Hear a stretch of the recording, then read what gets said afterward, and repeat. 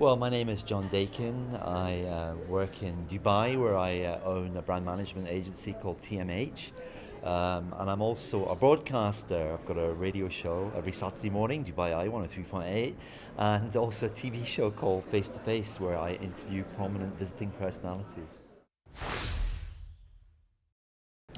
Well, I've lived abroad for 30 years. I was educated at Hamilton Academy. I went to Glasgow University. But in those days, which was the 70s, there were very few employment opportunities at home, and you just had to leave. And our destination as a young couple, me and my wife, was London. And then very quickly we found ourselves traveling abroad and went to Dubai on a one-year contract in 1978 and sort of hung around. And as I've been away from Scotland for longer, I've grown fonder about Scotland, to Scotland, about its people, its culture. For a long time it was out of sight, out of mind, but in the last couple of years in particular, I've felt a great connectivity with the old place. And I really feel that sense of being among my own folk when I'm back in Scotland these days.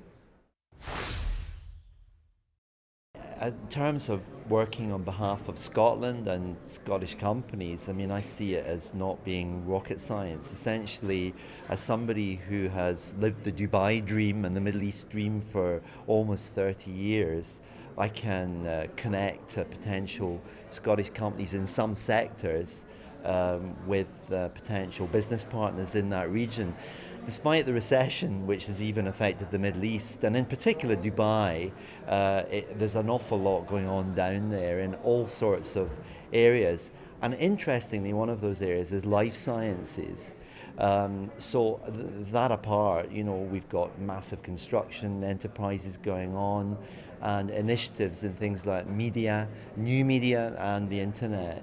So, given that I've been at the fulcrum of a lot of these businesses for many, many years, I think I'm able to at least open a few doors for people or point them in the right direction.